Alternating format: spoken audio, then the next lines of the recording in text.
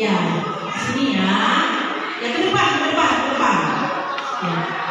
Adik-adik ke depan juga ya. Ya.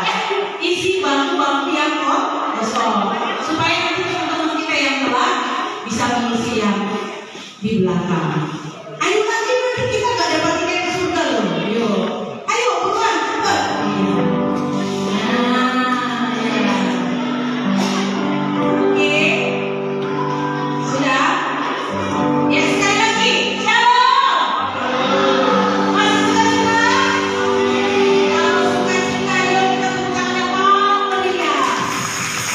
Haleluya. Oke, baik Bapak Ibu.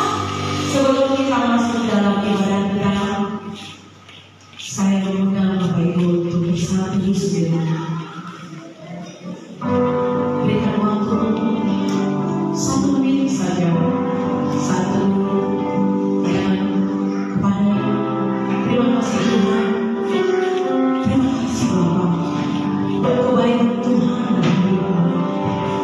Sepanjang hari, sepanjang waktu, hari demi hari, minggu pasti, bulan berganti, tahun berganti, namun kasih-Nya tetap ada.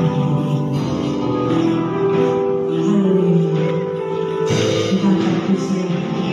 Mari kita katakan, Gloria, saya bukan semuanya untuk berdiri sekarang.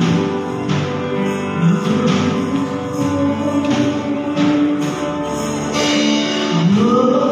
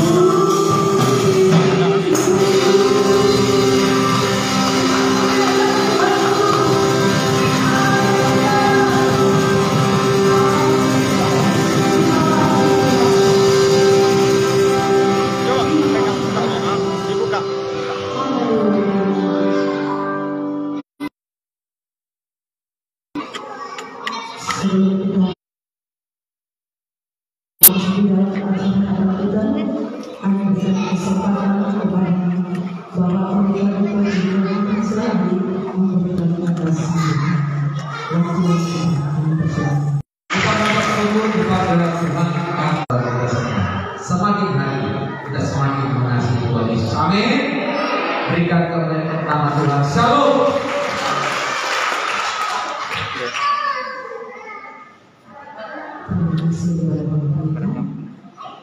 Baik, Bapak Ibu semuanya masih tetap sukacita? Tetap sukacita? Bapak Ibu, ini adalah momen Natal dari pulau-pulau semua mereka, dari semua negara di seluruh bumi merayakan apa? Hari Natal. Wow, keren ya. Yuk teman-teman, saya undang untuk berdiri. Kita akan bersukacita di hari Natal ini.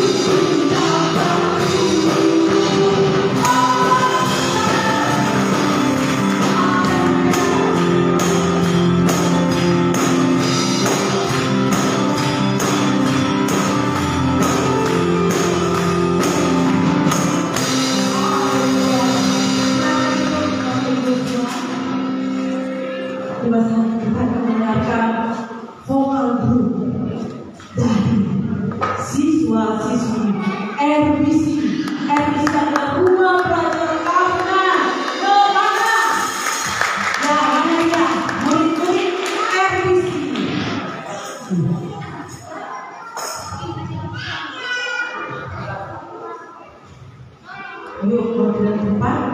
Silakan Miss.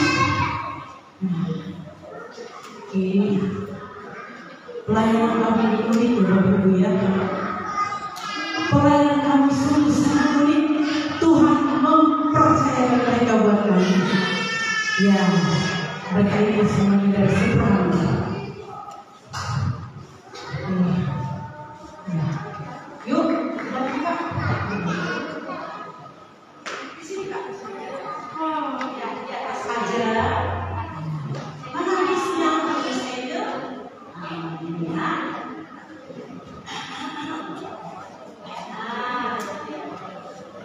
Sebenarnya ada 20 anak yang hadir ya.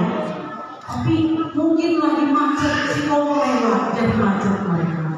Nah, ini namanya siapa? Namanya siapa? Samuel.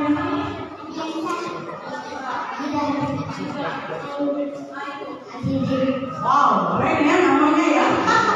Ya, ini Samuel dan teman-temannya mau nyanyi lagu apa? Lagu Kau Menangku Tenang. Ya, enggak. Ya, oke. Sip. Yuk kita bantu ya teman-teman ya.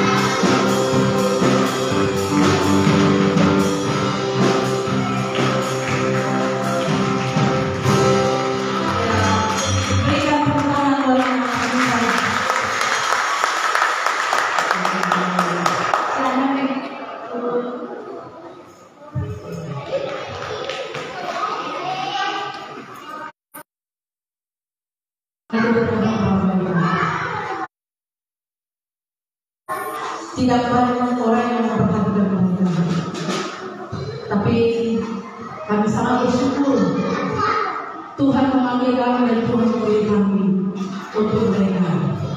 Kami melayani mereka di bidang pendidikan, karena kami punya prinsip kami ada untuk mencerdaskan anak bangsa. Indonesia harus memiliki infrastruktur yang luar biasa. Meskipun kami berbeda, tapi kami percaya kami akan merebut mereka dari neraka menuju surga Tuhan. Amin. Mari kita dukung kami untuk melayani anak bangsa. Baik Bapak Ibu, kita kembali lagi nyanyi. Anak-anak yang isi mama, anak-anak yang isi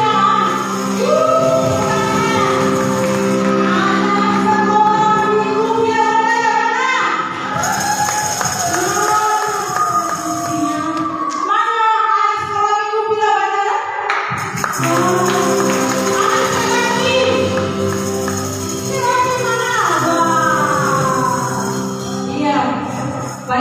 semuanya, Miss Azan kita nyanyi lagi ya.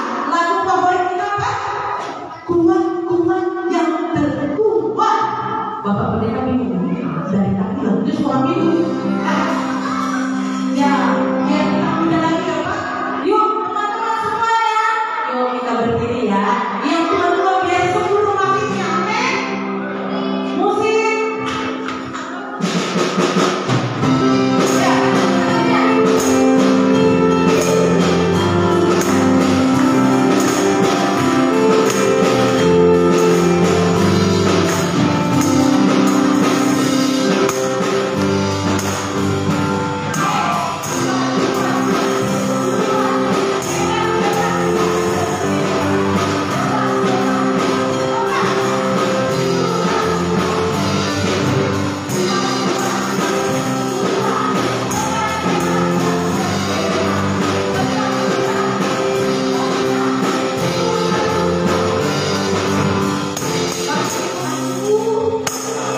Bapak Ibu semangat dong, ya. Kalau dibilang besar-besar, kita harus lompat, ya. Besar-besar jangan tersinggung yang badannya besar. Tidak apa-apa, ya. Untuk Bapak Ibu, jangan kesukaan yang gede, ya. Ya, janji ya, ibu-ibu, cici-cici yang cakep, janji ya. Mana nih suaranya? Hello.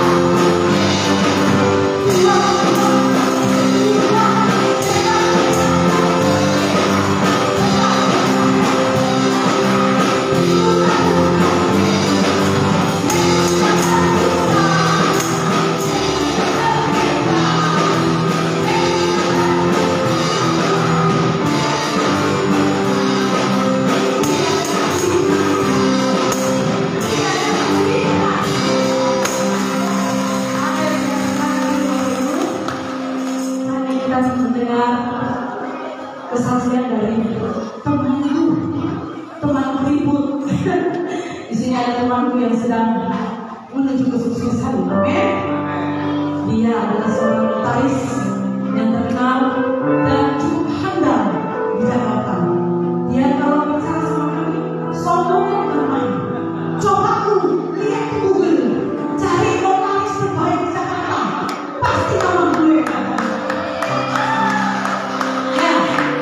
Bapak Ibu benar-benar silakan mencoba Bapak main dalam pemilihan, ya, dan dia sungguh amat sukses dan beliau sangat banyak menolong juga. Kami mudah dan ini saksian hidup dia dari muda dan terima Tuhan Yesus, dan hari ini dia melayani bersama-sama dengan kami di STT dan di Kapanau Ministry. Kami persilakan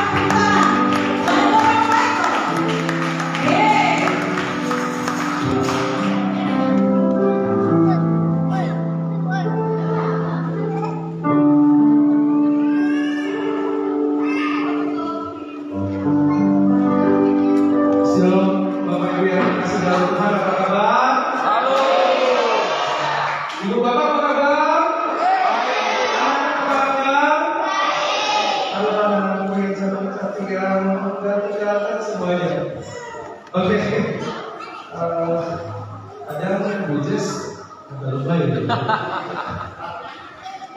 Bapak Ibu, saya bukan siapa-siapa kalau sudah ada di atas mimbar. Saya sama dengan Bapak Ibu semuanya, kita Tuhan. Ya, ketika di atas mimbar semuanya sama. Ya, Bapak Ibu. Tapi sebelumnya saya harus ucapin selamat hari Natal dulu ya, karena ini acara Natal ya, ya. Oke, jadi selamat hari Natal, semoga Bapak Ibu anak-anak yang terkasih dalam Tuhan. Merry Christmas, Merry Christmas, Happy New Year. Oke, wow, hari ini disuruh kesaksian dan pujian. Bapak Ibu percaya nggak? Saya itu sebenarnya sudah Kristen sejak TK. Karena saya disekolahkan di sekolah Kristen. Nama sekolah saya Evangelis. Artinya udah jelas Kristen ya. Tapi masalahnya adalah semua keluarga saya bukan Kristen, Bapak Ibu. Semua keluarga saya adalah menganut agama Buddha, Bapak Ibu. Tetapi karena saya enjoy dari TK Kristen, ketika masuk ke sekolah umum, saya tetap bilang ke mama papa saya mau pilih agama Kristen. Kalau saya dipaksa pindah agama ke Buddha, saya tidak usah sekolah. Itu lucu kan, seorang anak kecil saya umur 6 tahun, saya bisa berkata seperti itu, Bapak Ibu. Saya nggak tahu. Saya cuma dengar kesaksian dari mama saya. Mama saya bilang kalau waktu itu waktu kamu kecil, kamu mau dipaksa masuk agama Buddha, tetapi kamu sempat berucap satu kalimat. Kalau saya dipaksa pindah agama ke Buddha, saya nggak mau sekolah. Jadi mereka takut saya nggak sekolah, Bapak Ibu. Jadi mereka dari mana saya agama Kristen, Bapak Ibu. SD Kristen. Mau masuk SMA disuruh pindah lagi agama. Yuk pindah lagi. Pindah lah. Mau ngapain saya pindah lagi? Terus juga saya udah ngerti tentang Kristen nanti mami-mami mau tanggung jawab gak kalau nilai agama saya merah? Gara-gara saya nggak ngerti agamanya. Ya udah. Kristen lagi. Sampai SMA juga demikian. Kristen lagi udah tanggung nih. Tinggal 3 tahun lagi lulus. Wow. Saya kalau tidak ceritain ini, saya terkaget aja, termerah-merah. Seorang anak itu kok bisa kekeh gitu, anak kecil bisa kekeh Bapak Ibu. Ya, Kristen. Tetapi itu nggak selesai Bapak Ibu. Karena keluarga saya keluarga Buddha Bapak Ibu. Saya tidak pernah dikenali dengan baptisan, saya nggak dikenali dengan pendalaman Alkitab, saya nggak dikenali dengan namanya baca Alkitab dan sebagainya. Akhirnya itu kebawa sampai saya dewasa Bapak Ibu. Dan saya adalah tipe orang yang nggak pernah ke gereja Bapak Ibu dulu. Karena kalau keluarga saya nggak pernah ngajak saya ke gereja kan. SD, TK kita sekolah dulu. Waktu masuk SD, SMP, SMA itu sekolah umum. Jadi nggak pernah saya gereja dari SD, SMP, SMA Bapak Ibu. Dan itu berlanjut sampai kuliah. Sampai satu titik Bapak Ibu. Saya ingat sekitar umur saya 32 tahun.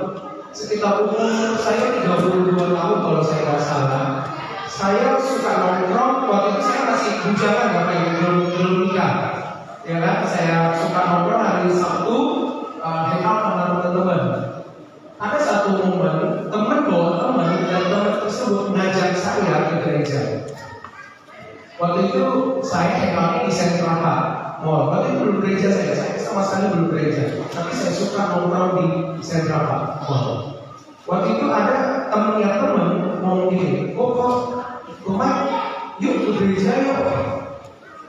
Saya bilang kan biasa ya sosok jauh, ya udah yuk ke gereja. Gimana? Di sini kok ada gereja. Masa CP ada gereja? Saya bilang, saya juga nggak tahu. Ada itu di atas Blitz Megaplex. Waktu itu namanya di CGV masih Blitz Megaplex Bapak Ibu. Ya sudah, kapan jam berapa? Padahal saya di sini aja kalau dia ngomong kapan ya kan? Dia bilang, ya udah pokoknya nanti kita janjian di Blitz Megaplex jam 9.30 ya, karena ibadahnya jam 10 pagi. Ya, Pokoknya nunggu aja di gereja Megamen, karena gerejanya tinggal lulus saja untuk masuk ke gerejanya. Ya sudah, saya datang hari itu bareng sama dia, duduk berdua, dan saya benar-benar merasa enak banget ke gereja itu. Saya bisa nangis di situ, ya, saya bisa bahagia bersuka cita banget ketika saya praise and worship di situ. Dan itu yang bikin saya rindu datang lagi di minggu depannya Bapak Ibu. Minggu depan, karena saya nggak punya teman di gereja itu, saya ngajak lagi teman ini untuk ke gereja bareng di minggu depannya itu. Tapi Bapak Ibu tahu nggak? Itu teman udah nggak pernah saya bisa ngomongin lagi. Sampai detik hari ini tidak terhubung, tidak bisa ditelepon, tidak terkontak sama sekali sampai detik hari ini. Orang yang sudah nyelamatin hidup saya. Kenapa saya berkaca-kaca? Karena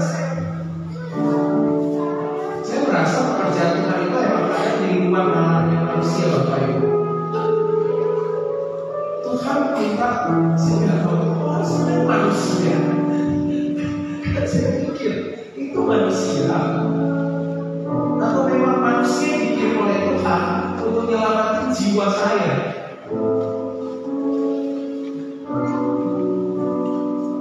Karena orang itu nggak ada, Bapak Ibu. Saya setiap minggu duduk sendiri di tempat yang sama pertama kali saya datang ke gereja itu setiap minggu. Sampai akhirnya aku diajak komsel di situ, dan akhirnya aku punya yang namanya komunitas gereja. Dan saya masih ada di gereja tersebut sampai detik hari ini, Bapak Ibu. Inti ceritanya, Bapak Ibu, Tuhan itu punya berbagai cara untuk menyelamatkan jiwa-jiwa kita. Kalau Tuhan bisa turunkan anaknya yang tunggal lahir di tanggal 25 Desember, Bapak Ibu. Tujuannya cuma satu, Bapak Ibu. Tujuannya cuma satu. Oke? Yesus hadir di dunia ini, lahir di dunia ini, Bapak Ibu. Ya, untuk pada akhirnya disalibkan di bukit Golgota itu untuk menyelamatkan hidup kita semua, menebus dosa-dosanya kita semua, Bapak Ibu.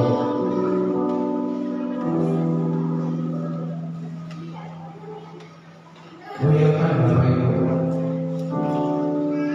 Tuhan kirim anak yang tunggal ke dunia ini untuk mati di atas kayu salib untuk menebus dosa kita. Kalau dosa kita sudah ditebus oleh Tuhan Yesus, kenapa kita harus berubah? Kenapa kita harus berubah? Kenapa kita harus melupakan yang namanya Tuhan? Tuhan udah lebih jauh mengasihi kita kok, Bapak Ibu. Itu yang bikin saya sejak umur, saya ingat saya dibaptis usia 33 tahun, Bapak Ibu. Bayangkan, Yesus aja disalib 33 tahun, di usia 33 tahun. Saya baru bertobat di usia 33 tahun, Bapak Ibu. Tetapi nggak apa-apa, Bapak Ibu. Saya percaya nggak ada kata terlambat buat hidup saya kalau Tuhan sudah bekerja dalam hidup saya, Bapak Ibu. 7 tahun perjalanan saya didewasakan, saya juga bisa up and down, Bapak Ibu.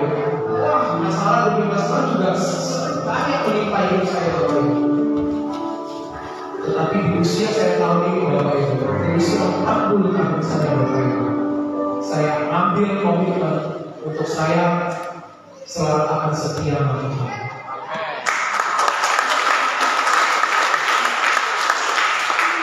Tidak akan pernah saya berubah haluan sampai saya meninggalkan dunia ini. Kenapa? Nggak ada baik seperti Tuhan Yesus.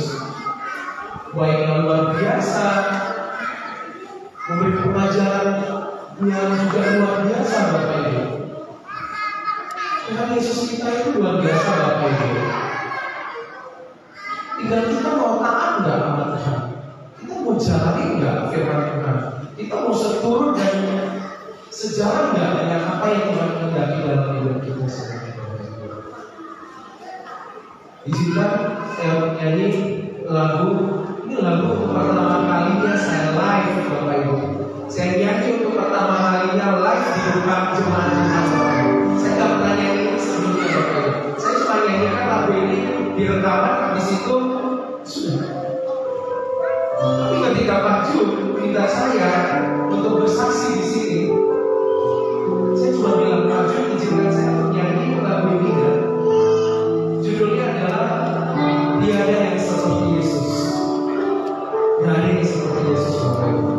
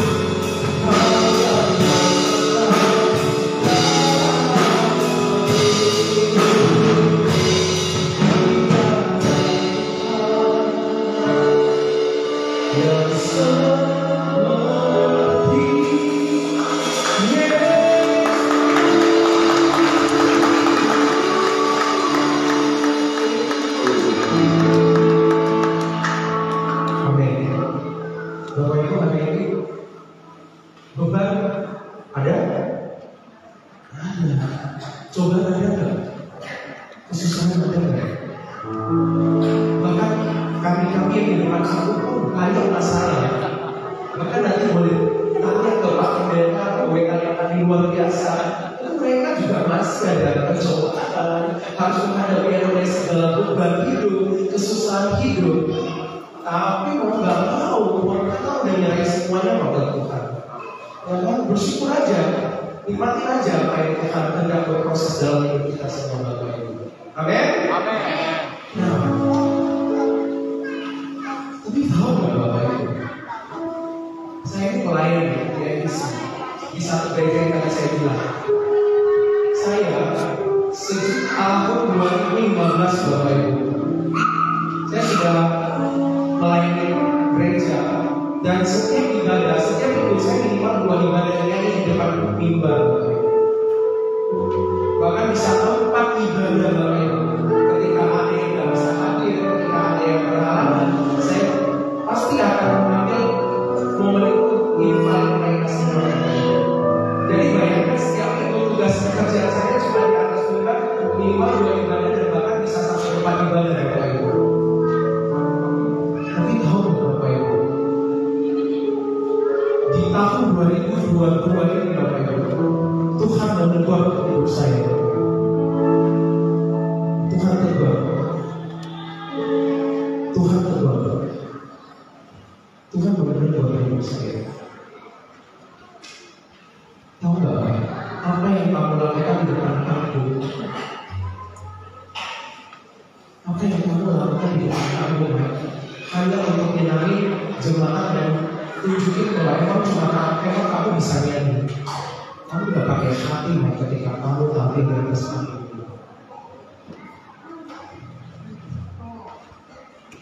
Saya nggak butuh itu, saya nggak butuh itu. Saya pengen hati kamu benar-benar kamu nyanyi buat saya, buat Tuhan. Gak berkenan, Tuhan gak berkenan dengan apa yang saya lakukan di atas panggung, nyanyi 2 ibadah, 3 ibadah, 4 ibadah. Karena ketika saya bukan itu di atas panggung Bapak Ibu, saya cuma syukur, nunjukin seorang mereka yang bisa nyanyi, nunjukin seorang mereka yang begitu semangat ketika praise dan ketika menyembah worship, sok menyembah. Itulah Michael, itulah teguran Tuhan terhadap Michael. Tuhan nggak mau, Tuhan nggak pengen kita acting, Tuhan nggak pengen kita berpura-pura, Tuhan nggak pengen kita munafik, sok Kristen, tetapi hidup kita tidak Kristen Bapak Ibu. Oh, keren, teguran Tuhan di tahun 2022. Saya sebenarnya ke Tuhan, terus saya harus menang Tuhan, terus saya harus menang Tuhan. Tuhan cuma bilang gini, saya mau kamu nyanyi buat aku dengan hatimu, nyanyi buat Tuhan dengan hati. Saya bertanya lagi, mau nyanyi pakai gimana kalau ini? Otak saya nggak sampai Tuhan. Maksudnya saya nyanyi buat Tuhan dengan hati. Itu udah saya lakukan. No. Akhirnya Tuhan bilang, kasih contoh lagi, kasih perumpamaan 1 talenta, 2 talenta, 5 talenta. Bapak Ibu masih tahu 1, 2, 5 talenta Bapak Ibu? Halo? Bapak Ibu masih ingat perumpamaan 1 talenta, 2 talenta, dan 5 talenta? Mana talenta yang dimiliki oleh kita masing-masing? Bahkan saya jawab ke Tuhan, saya nggak punya talenta Tuhan. Apa hidup saya biasa-biasa aja, nggak ada spesialnya. Terus Tuhan tanya saya, kamu setiap hari lakukan apa? Saya setiap hari nyanyi di kamar mandi, Tuhan teriak-teriak. Saya suka nyanyi di kamar mandi doang Bapak Ibu. Dari kecil. Ya, kalau anak ini suka teriak-teriak, ya itulah saya dulu. Saya suka teriak-teriak nyanyi-nyanyi di kamar mandi. Karena kamar mandi saya kalau baru ke tangga 10 rumah aja kedengaran suara saya di kampung Bapak Ibu. Dan itu masih saya lakukan sampai dekat ini. Saya kalau sambil mandi ya, sambil syukur saya suka nyanyi. Nah, itulah talenta yang aku berikan buat kamu baik. Oh, oke, nyanyi. Oke, terus nyanyi buat aku. Gak usah show off, Mike. Gak usah orang tahu siapa seorang Michael Fang. Gak usah semua dunia harus tahu Michael Fang baru kami mau nyanyi. Oh gitu. Ya sudah. Tuhan gimana kalau saya bikin album rohani? Ya sudah. Bahkan sekarang Bapak Ibu ya, orang nggak kenal yang namanya Michael Fang. Orang bahkan nggak pernah ketemu yang namanya Michael Fang, Bapak Ibu. Tapi lagu saya sudah didengarkan mungkin oleh jutaan orang-orang yang di luar. Tadi saya juga agak kaget, soundman di sini aja dia waktu ngomong itu Michael Fang deh. Wah, saya bilang Bapak kenal saya dari mana? Wong saya dari siapa? Saya malah memperkenalkan diri dengan Pak Iki yang ada soundman. Tapi dia bilang, Pak, lagu Bapak sering saya dengar. Wah, rupanya itu yang Tuhan kehendaki dalam hidup kita. Bernyanyi pakai hati buat Tuhan, tetapi orang nggak boleh tahu siapa sosok yang nyanyi lagu tersebut. Kalau Tuhan bisa bekerja, bisa tegur saya dalam hidup saya, yuk saya ngajak semua Bapak Ibu anak-anak yang ada di sini. Yuk, kasih hati kita buat Tuhan. Kasih hati kita buat Tuhan. Ya, kita tahu kita masih punya masalah, kita masih punya kesusahan sendiri. Tapi yang pasti kita lakukan aja dengan segenap hati kita buat Tuhan, supaya kita berkenan di mata Tuhan, supaya kita layak di mata Tuhan. Oleh sebab itu Bapak Ibu, saya punya album yang judul album saya adalah Hatiku Untukmu. 100% semua lagu ini, semua lagu di dalam album ini saya dedikasikan 100% buat Tuhan. Dan hari ini saya akan menyanyikan lagu dari judul album saya Hatiku Untukmu. Lagu ini adalah lagu yang saya dengan Regina Idol. Suatu waktu saya bisa duet dengan pemenang Indonesia Idol, Regina Idol, Bapak Ibu. Jadi kalau Bapak Ibu mau lihat duetnya, Bapak Ibu bisa searching di YouTube Michael Fang Official judul Hatiku Untukmu. Karena lagu ini adalah benar-benar lagu baru yang didedikasikan buat hidup saya, Bapak Ibu. Jadi kalau Bapak Ibu Hatiku Untukmu, nggak mungkin ada yang lain lagi. Pasti akan ketemu lagu saya, Bapak Ibu. Hatiku Untukmu.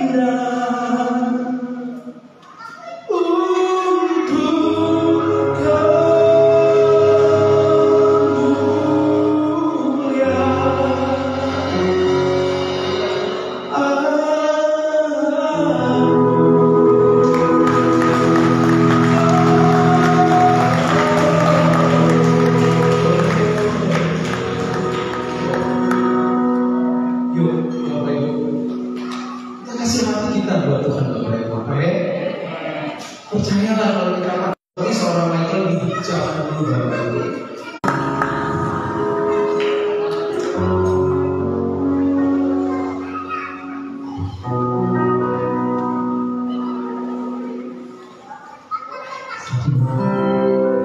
Beri kemuliaan bagi Tuhan.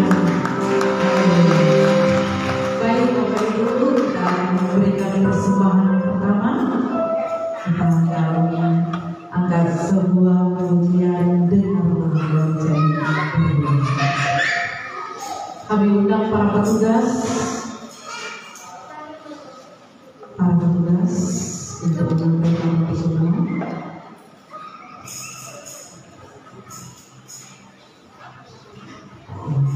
Kita berdoa.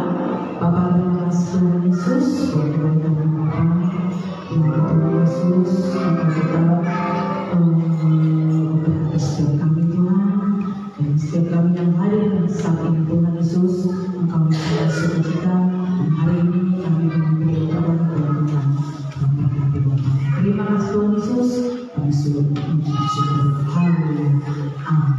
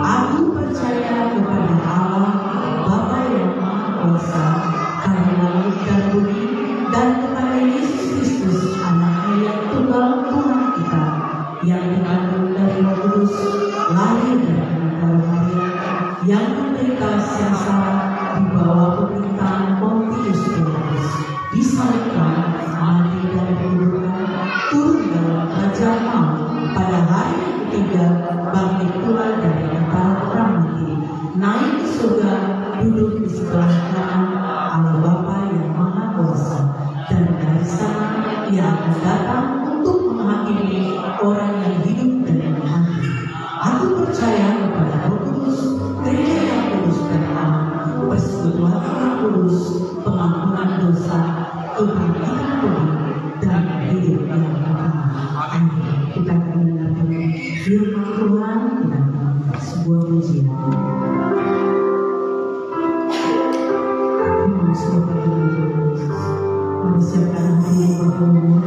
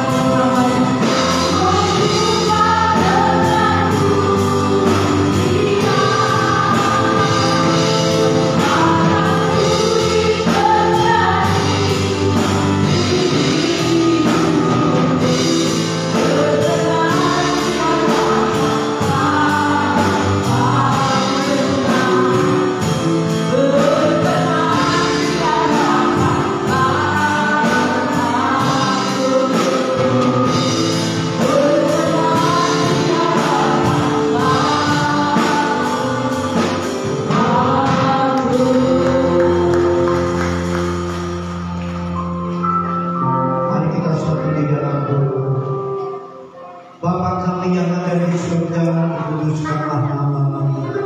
Datanglah kerajaan-Mu, jadilah kehendak-Mu di bumi ini seperti di surga.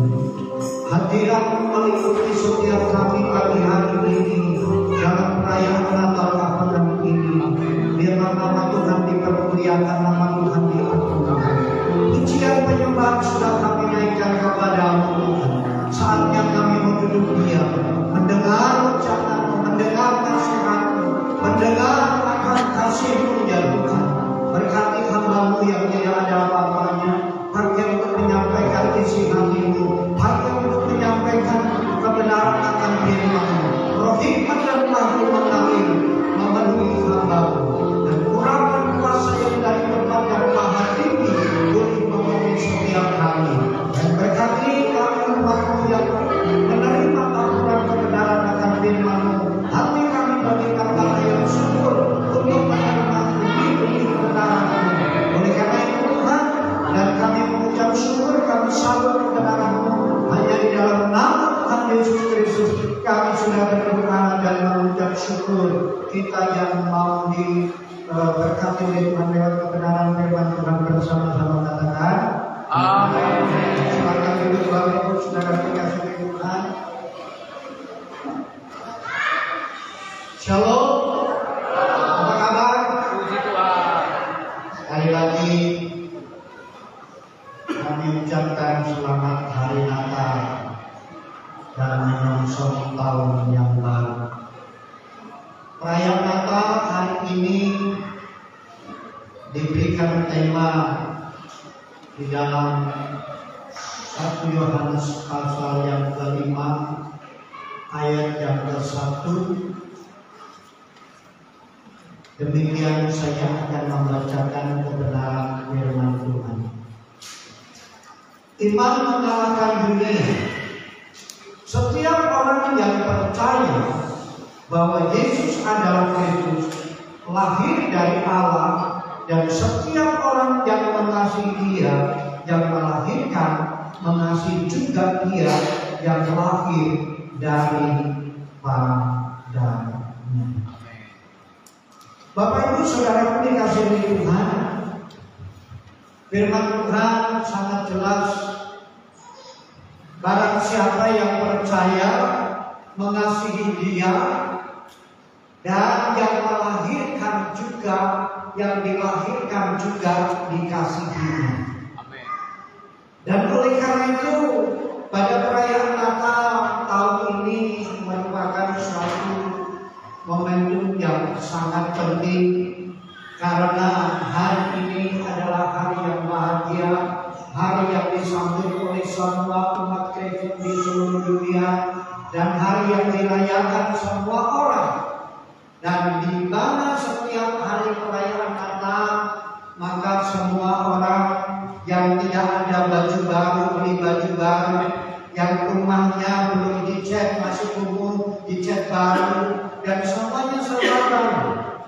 Namun dalam kehidupan kita ini, adakah satu pembaruan hidup yang Tuhan inginkan?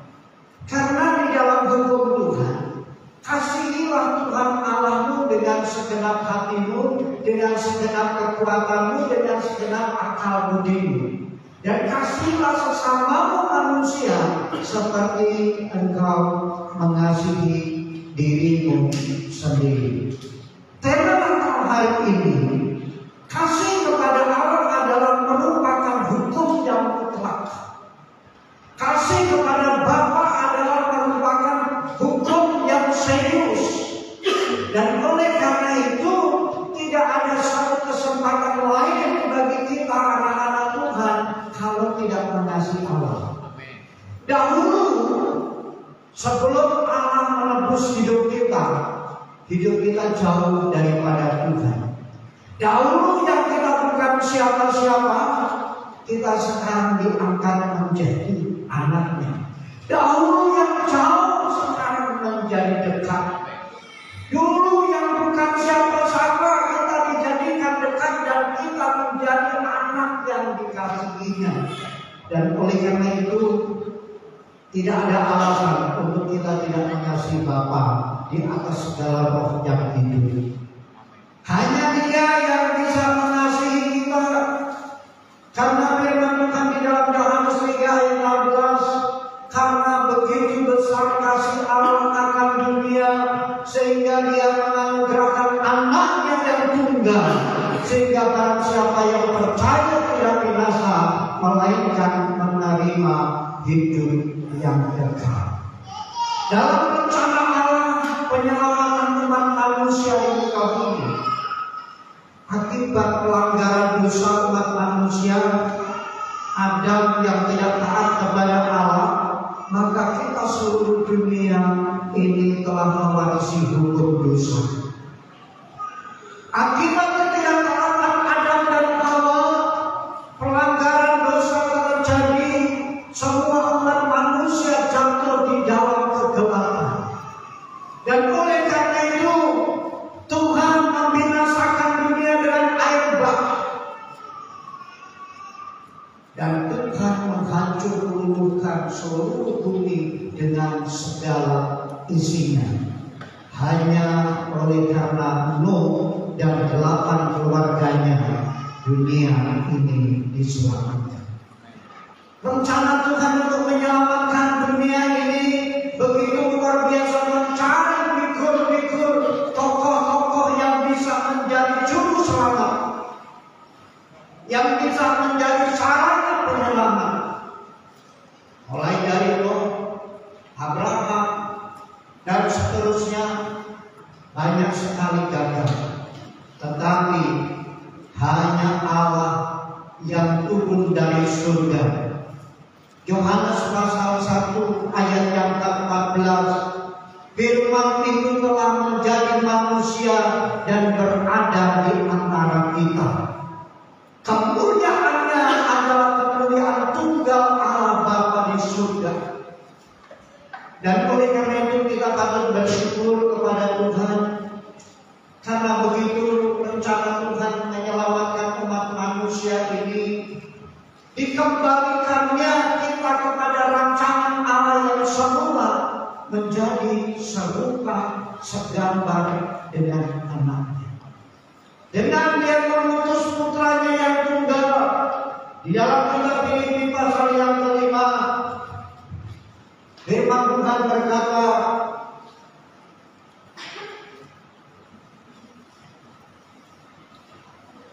Filipi pasal yang ke-5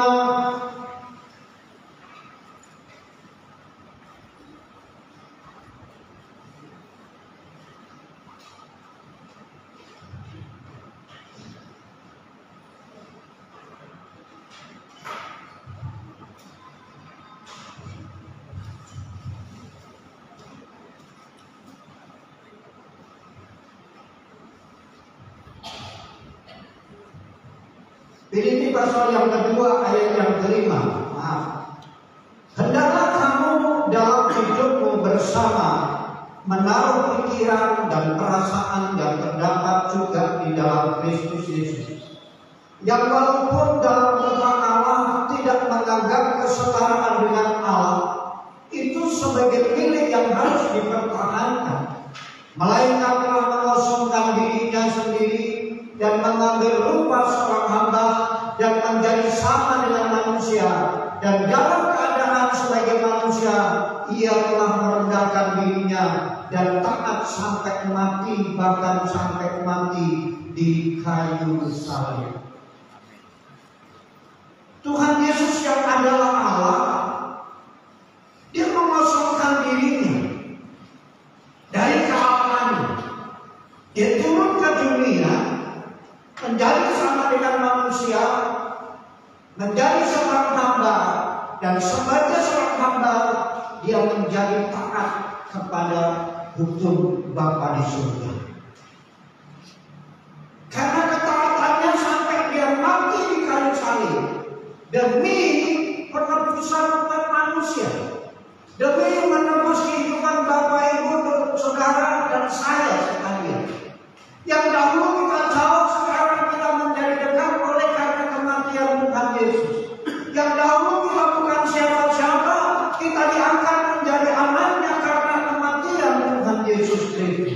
Itulah kasih Allah yang besar kepada kita. Itulah kasih daripada Tuhan Yesus yang Dia sebagai Allah yang kosongkan dirinya menjadi serupa dengan seorang hamba dan sama dengan manusia, dan Dia belajar menjadi taat dari apa yang harus dideritanya di kayu salib. Karena ketaatan satu orang, dosa kita telah diampuni. Karena ketaatan satu orang, hidup kita yang dahulunya harusnya dihukum di dalam hukuman Allah, kita hidup di dalam pengampunan dosa.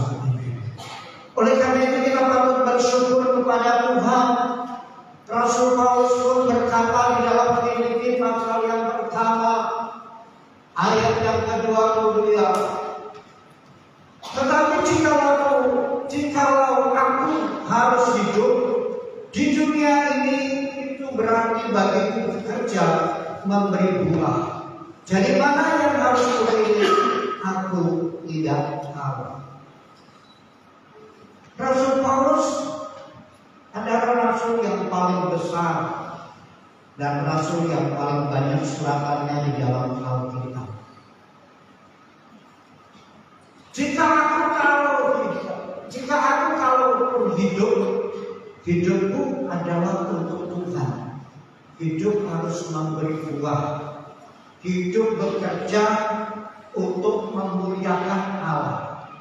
Di dalam 1 Korintus 10 ayat 31, Rasul Paulus berkata, aku menjawab, kalau aku makan atau minum atau melakukan sesuatu yang lain, semua aku lakukan untuk memuliakan Allah. Rasul Paulus hidupnya sebagai seorang yang taat kepada hukum Taurat. Di dalam adat istiadat tidak bercacat celah. Dalam arti kata dia sempurna imannya menurut hukum Taurat.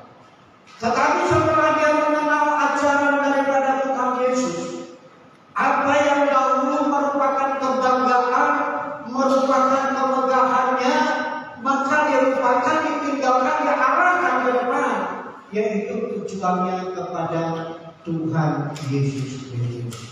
Oleh karena itu setelah dia mengenal Tuhan Yesus, dia serahkan hidupnya untuk kemuliaan Tuhan. Kalaupun aku hidup, hidupku harus memberi buah. Hidupku harus bermanfaat untuk orang lain. Hidupku harus bermanfaat demi keselamatan jiwa-jiwa. Makanya hidup Rasul Paulus diberikan kepada Tuhan untuk melayani Tuhan, untuk membuka sidang-sidang jemaat, untuk membuka jemaat di berbagai kota.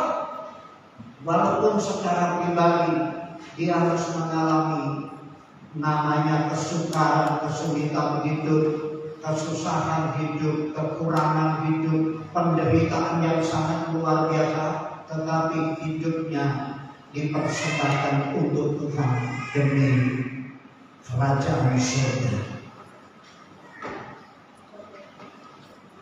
Covenant Ministry merupakan bagian dari lembaga pendidikan yang mengabdikan hidupnya untuk mendidik anak-anak. Covenant Ministry mempersembahkan kehidupannya untuk menyelamatkan jiwa-jiwa.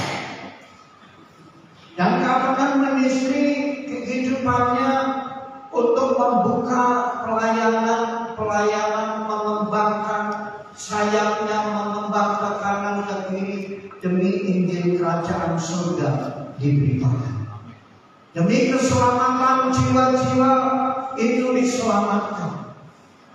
Kalau adanya Covenant Ministry ingin membuka pelayanan di berbagai tempat, membuka pelayanan di berbagai daerah, itu adalah merupakan perpanjangan tangan Tuhan. Apa yang harus bisa diberikan selama kita hidup? Makanya Rasul Paulus berkata di dalam kitab Galatia pasal yang kedua ayat 19, Hidup yang aku hidupi bukan aku lagi, melainkan Kristus yang hidup, dan hidup yang aku hidupi itu persembahkan untuk Tuhan, bagi kemuliaan nama Tuhan. Dan oleh karena itu kita patut bersyukur kalau kalangan ministry mengembangkan sayapnya, mengembangkan visinya, program-programnya untuk mengembangkan pelayanan di berbagai tempat, di berbagai wilayah. Kalau 2 minggu yang lalu dibuka posting di Taman Bandara, itu merupakan pengembangan dari pelayanan ministry dari gereja GKI. Bukti kemuliaan. Biarlah semakin hari semakin berkembang ke sana ke sini, semakin bertambah dibuka, berlebar di mana-mana tanpa ada batas tertentu. Itu sebagai bukti kasihnya kepada Tuhan. Itu sebagai bukti kasihnya kepada Allah. Bagaimana akan mengembalikan hidupnya untuk memuliakan Tuhan, selain dia mempersembahkan hidup dengan sepenuh waktu untuk memberitakan Injil, untuk memberitakan kabar baik, untuk memenangkan jiwa-jiwa. Di dalam Matius 28, pergilah, beritakanlah Injil kepada segala bangsa. Waktu sedang mereka di dalam nama Bapa, Putra dan Roh Kudus, maka aku akan menyertai kamu. Ajarlah mereka melakukan apa yang kuajarkan kepadamu pada hari sebagai suatu program kinerja perpanjangan tangan Tuhan, pengembangan pekerjaan Tuhan, supaya dibuka pelayanan di mana-mana, supaya terjadi penyelamatan jiwa di mana-mana.